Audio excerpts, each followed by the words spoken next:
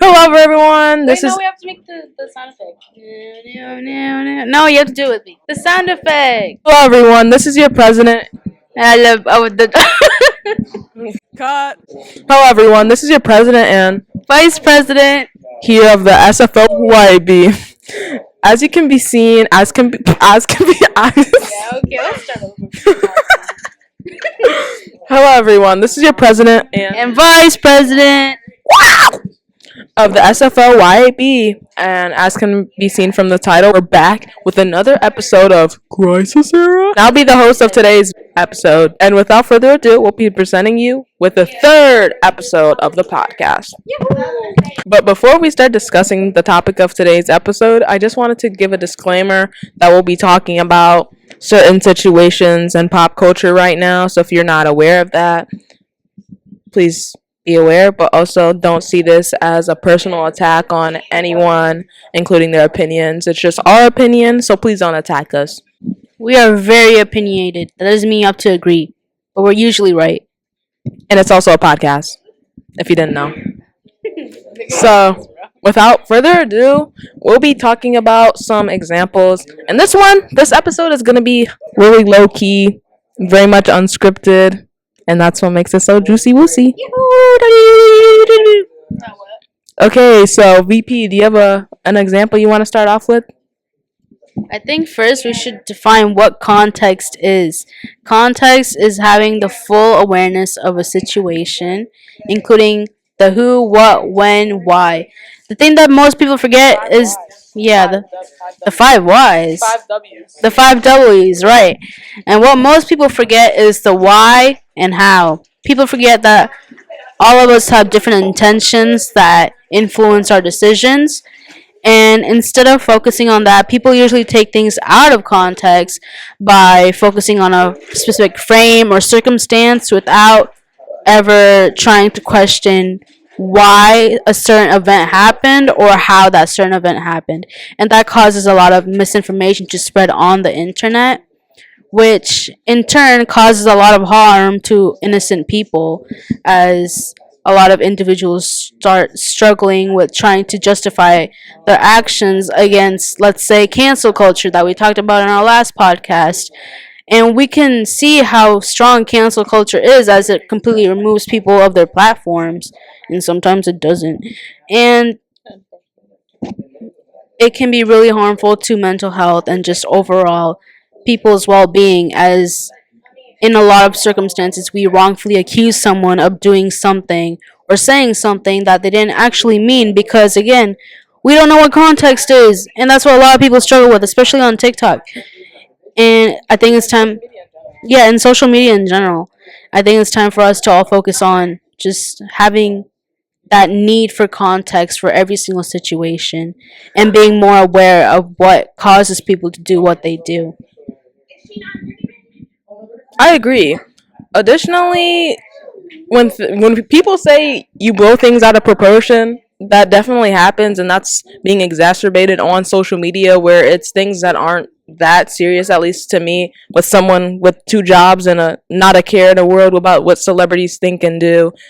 I say people should get a life, because a lot of people like to blow things up and make things bigger deals than they have to be. And there's a fine line between awareness and an obsession, because just because something is getting clicks, that doesn't mean you need to keep talking about it or bringing up someone's past mistakes or their past in general as a reason why they are doing something now. And that's why we're going to be providing a lot of examples today, which are, some of them are very different, but they all have a why. We don't know the why, because that's what the point of today's podcast is. Context matters. And I can't speak on behalf of these individuals that we're going to be talking about, because we're not them. We're just seeing these situations from an outsider perspective.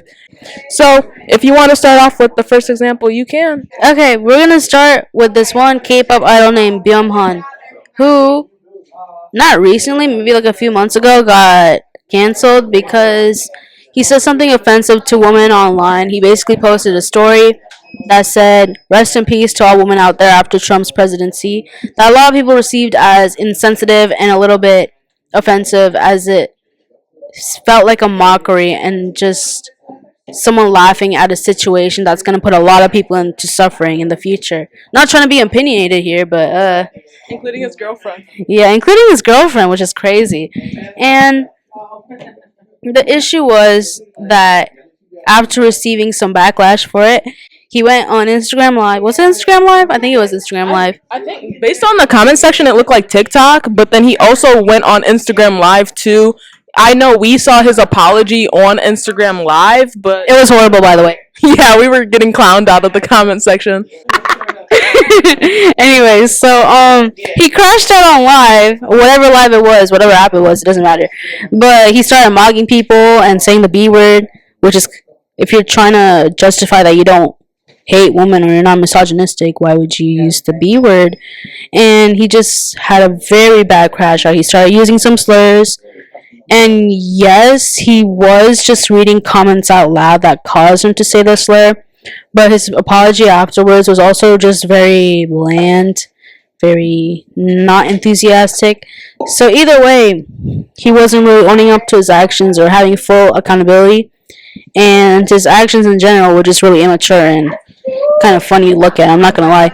It was good entertainment, but it was also very wrong to do. Anyway, the thing about it is that a lot of fans, after he had his apology, his very crappy apology, they started saying, "Well, Boham didn't mean to say that. It was just an accident. I feel so bad for him." He didn't. Learn to forgive. They would say like you should learn to forgive him. You can clearly see that he's apologetic, and it's like it's up to the fans whether you like him or not to accept his apology. You can't force an apology down someone's throat, but you also can't be gatekeeping and saying that, oh well, he acknowledged that he was in the wrong, or he acknowledged that he said some wrong things and he's trying to get better. No, you're only saying this apology because you got backlash for what you said. Because I don't know the timeline. I only saw his apology video. I am following him on Instagram for the good content, but I'm pretty sure based on what people were saying is that he took a hiatus and then came back. And it's like, yeah, you can have mental troubles, you can have mental instability, but it can never be a justification for what you're saying out of anger, because at the end of the day, there's still some truth to what you're saying in that angry rant. Yeah, like there's always truth to what you say, even to some extent. And the issue is that a lot of people took his apology out of context in a way that saying it was like some sort of perfect apology that allowed him to be forgiven for all he'd done. But in all honesty, that apology wasn't sustainable enough for his actions, and it was just overall a very crappy apology. But a lot of fans, because they really like him and they don't want to accept the fact that he has done some wrong actions, they continue to see him in like this really blinded and more context manipulating way, where they just try to find any single small reason to justify what he's done and excuse his behavior and justify still being a fan of him, even though his actions just overall aren't really justifiable. And there was even one person I noticed saying, well, it's because he has ADHD, so he gets mad sometimes. And it's like, as someone who has a sister with like severe autism, using disorders as an excuse for your actions, especially if you're high functioning, especially if you have the accessibility to therapy and other resources, it just makes it seem even more insensitive, because you're correlating struggles from a disorder that a lot of people like are really suffering from, and just using it to excuse behavior that's not correlated with the disorder at all, and it's just from his own actions and his own personality and just his own wrongdoings. And that type of justification just really doesn't make sense to me, because first of all, what does having ADHD have to do with calling women the B word and just using slurs on the internet, and then start like mocking everyone for no reason whatsoever? Or using your platform and basically flaunting your privilege as a man. I don't. It's like all you're doing is flaunting your privilege in people's faces by saying, "Well, thanks to this administration, you know where you're losing your rights every day." And it's like, What are we talking about? ADHD will never be an excuse to say and do whatever you want and then be like, I wasn't on my pills that day. You gotta believe me. And it's like, sir, you can have a bad day, but that doesn't mean what you said was okay. Or, oh, I should forgive you because you forgot to take your medication. It's like my brother has ADHD too, and I'm not saying that he's a perfect person. He does say things out of anger, but we have conversations where I'm saying, hey, you can't say and do whatever you want, but you also can't use ADHD as an excuse to say and do the things that you want. So just seeing people try to justify his actions by using his mental disability or invisible disability as a crutch, that makes me not want to accept it even more, because it's ironic because that's not even him saying it, it's his deluded fans that are saying it, and they were attacking us in the comments for calling them and him out about that apology. Yeah, we were a little unemployed one day, and it was just in his live calling him out for his actions, and all his fans, they were just coming at us like, no, get out of this comment section, leave us alone. They were giving you death threats, and didn't you get blocked? Yeah, I got blocked. I think one of them called me fat, even though they never saw me. You had a Peter Griffin profile. Yeah, I had a Peter Griffin profile picture, but I don't know. It's just a lot of cherry picking to make him seem good. And the most that a disorder can really do is make someone's actions understandable, but not justifiable. Because although I know a lot of people with mental disorders really struggle with grasping things in comparison to like a neurotypical person, that doesn't mean they can't find ways to improve or find resources to help them get better, especially if they have that self-awareness and that high functioning ability to be aware, rather than someone on the other hand who's very severe in their mental disorders and really can't grasp or understand things without feeling overwhelmed or overburdened. But also, we need to keep in mind that wasn't even his first rodeo saying controversial and just overall insensitive things.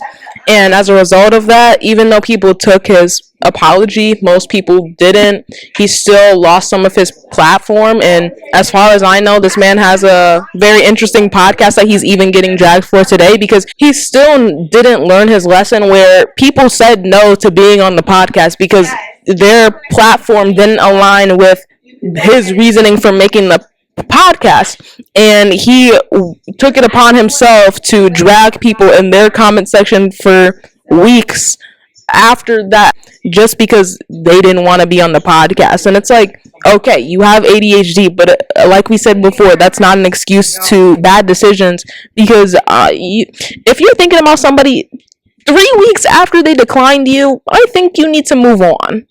Maybe you didn't have guests lined up. Maybe everybody's told you no, but that doesn't mean drag them in their own comment section. But he's also still on tour and people are seeing him. Do I know why? No, but there's fans for everybody. But anyway, the issue with people manipulating context is that it honestly not only makes people victims of just wrong misinformation on the internet, but it also makes you lose your ability to critically think and actually thoroughly research stuff on the internet. You become more easy to manipulate, and honestly, people are going to be easily swayed with propaganda with how easy it is for people to just fall for random things on the internet without fact checking. Your inability to do your own research and write or just like look into things just causes you to lose the ability to interpret things in your own way and form your own ideologies or perspectives. And it makes your morals and values just constantly skewed and flexible and weak, because then you're just being like, your opinions are just what the algorithm feeds you, and you become an extremely easy victim of propaganda. We're seeing that right now, but again, not to be political, thus we'll be segueing into another example of people taking things out of context, but also cherry picking to form their own narrative. And as someone that wasn't familiar with this situation when it first came out, seeing this influencer talk about the situation years later and hearing it from fresh ears, fresh eyes, it was interesting to see how it's, even though I don't know the context in which the original video was being made about, like it's cherry picking content from that time and spinning it in a way to fit what you want your audience to believe. That's why we wanted to talk about the Nikocado Stephanie Sue video where he was reacting to her video after the collab that they had a few years ago with those two and Zach Choi, where they had a mukbang, and the behind the scenes of it all caused Stephanie Sue some emotional distress as she recalled a traumatic time in her life as a result of Nikocado Avocado's actions at her house that day. So,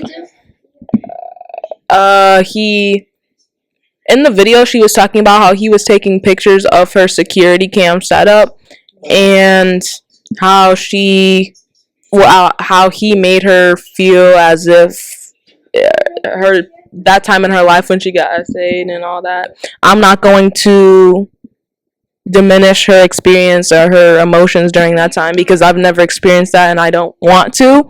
So I'll just say her emotions and feelings were valid for that because as a individual, that's all I can do. But what Nikocado was doing in the video is that he was trying to downplay her emotions or say that she was straight up lying and acting because of the way that her voice was tremoring or how she was going from smiling to not smiling and crying.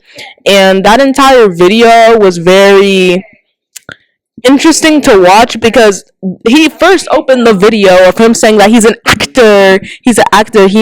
He spent the last 8 years or so of his life acting like a crazy deranged person as he got bigger and bigger. And it's like, you can say, I don't know if that was his true intention, but I didn't really consume his content before. But the entire video of him talking about his experience like 4 years later was just a waste of time. I don't know why he was trying to villainize her. And it's like, yeah, there could have been things behind the scenes where you were both wrong in what you were saying or doing, but that doesn't mean you can manipulate the narrative by saying she's acting or lying just because she has human emotions. Like, it would, I don't even know. Did you have anything to say about that? Because it just kind of baffled me. I sat through the entire video and I was just like, come on. It's like, yeah, there could have been things that she needed to clear up, but something I should note is that he only reacted to the first video that she made about the situation and not the second part where she brung up more things like receipts and all of the other things that went down. And again, I don't know what happened during that time because I didn't watch either of their content, didn't even watch Zach Choi's content. So just being a fresh pair of eyes, I feel like what's scary is his apathy to her reaction and how she felt. I feel like it's really common for people to just focus on like one tiny part of something that someone else said and like just putting like so much hyper focus into that one thing that they ignore every other valid point that they bring up.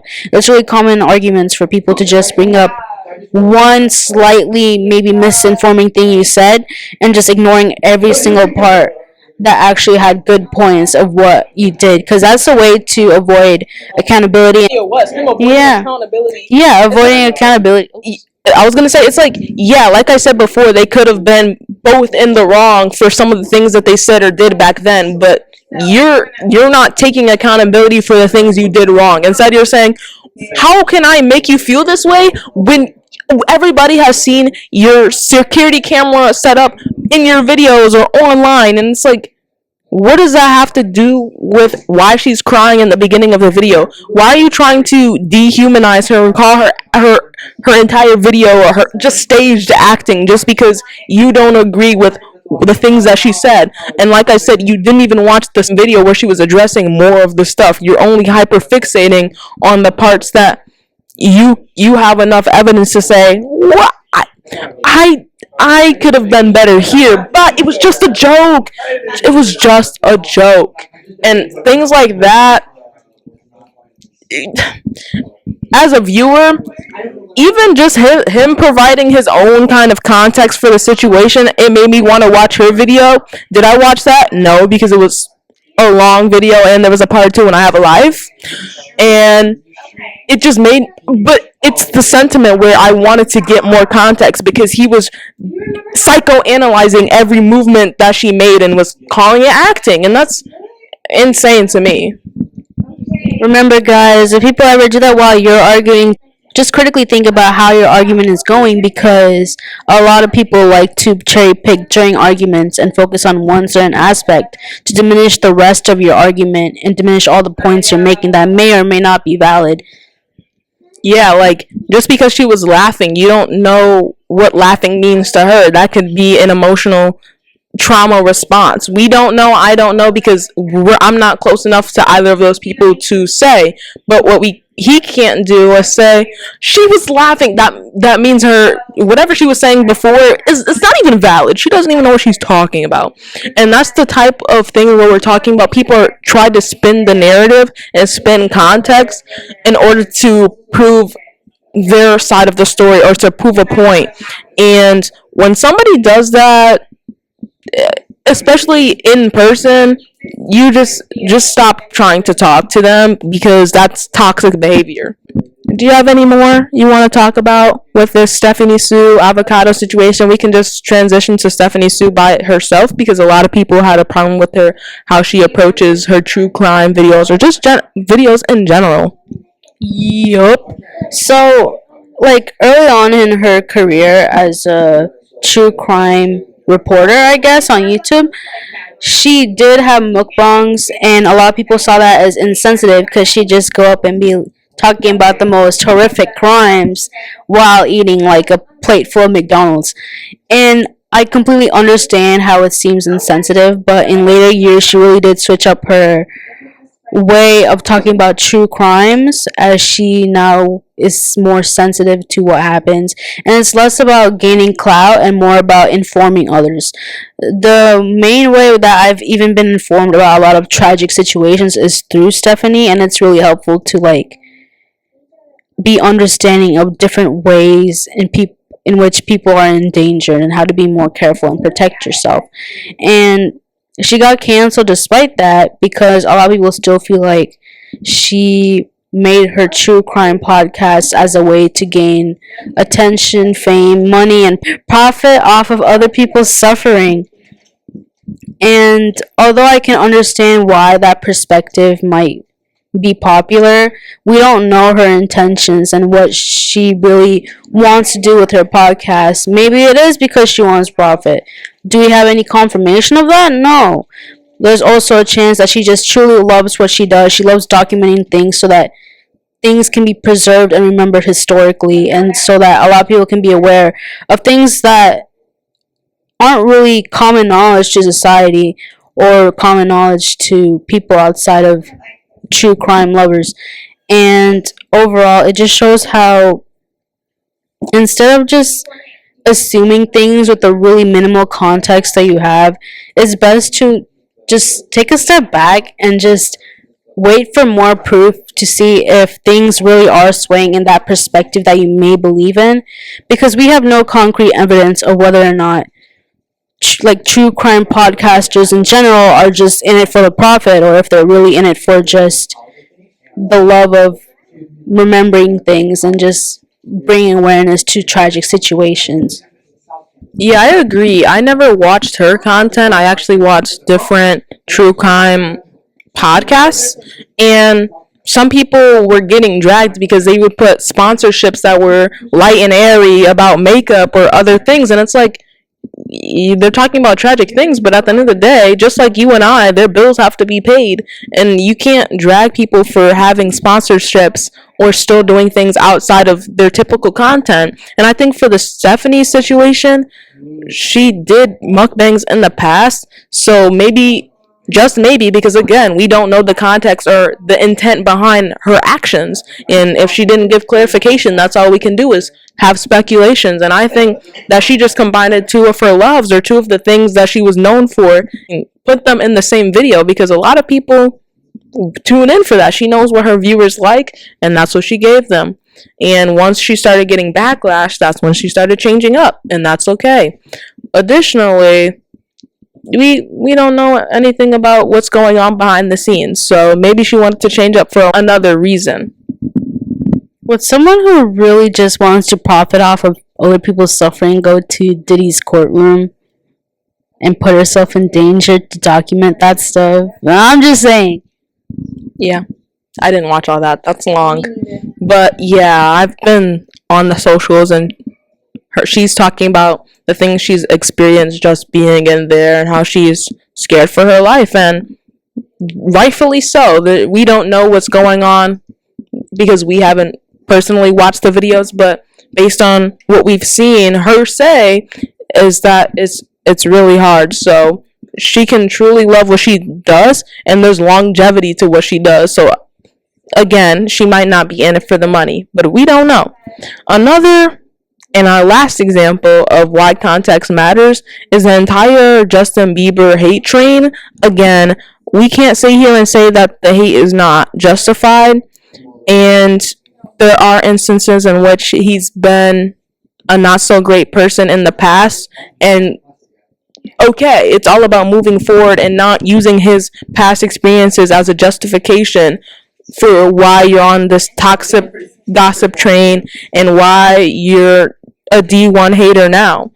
But the specific Justin Bieber instance I'm talking about is the recent paparazzi, well, one of the most recent paparazzi interactions he had, and they put him on YouTube as they were clearly harassing him while he was at the beach with his family, and he was verbally and visibly upset about the situation, and he was telling them off. And if someone was harassing you, or just, yeah, let's just say if one person was harassing you for years, basically all your life, would you just sit around and be like, oh well? And over the years, we've seen his progression from, oh, I'm famous, let's go, the paparazzi, to, can you please get out of my face, to, he's just so done.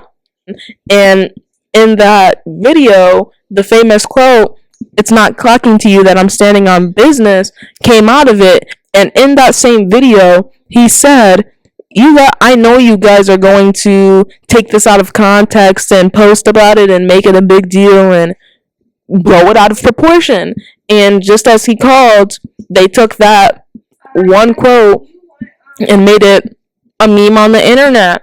And when someone has been dealing with this so long, the only thing he could do about it is have an image change, because as people have noticed, he changed his Instagram handle to Little Bieber or Little Beeb and started posting like 100 times a day, and there's been a shift in the content he makes, and he's been posting on his story of that quote, because people have been, like he said they would do, blowing it up and not understanding the context in which he was talking about this experience. And even if it may be cringy or you didn't like how he talked to them, you don't know the full context because you didn't click on that video and see how they were harassing him and waiting for him on the sidewalk at the beach while he was trying to have a good time with his family. And again, us average Joes doesn't know how it feels for someone to harass you and have cameras flashing in your face 24/7 since 2009. So we can't sit here and say that what he said was okay, but we can't sit here and say that he told you so. I agree with everything the president said. It's just about context and how it matters and stuff. Can you cut that out, please? No. This situation, just like many other Justin Bieber situations, just shows how people will snip certain parts and feed into this narrative that they already had about a person, place, or thing just because they can. And again, like I said, that doesn't mean he's a good person. That doesn't mean he's a bad person. It's just the fact that, like For example, he was on live with Haley and showcasing how you should treat your significant other, whether it be girl, boy, doesn't matter. And they were giving a demonstration where he's like, "Oh, don't touch me," and that video, that just couple second clip, got taken out of context, and people were saying, "See, I knew he hated his wife, and that doesn't mean him yelling on her face one time means these two events means that he doesn't like his wife.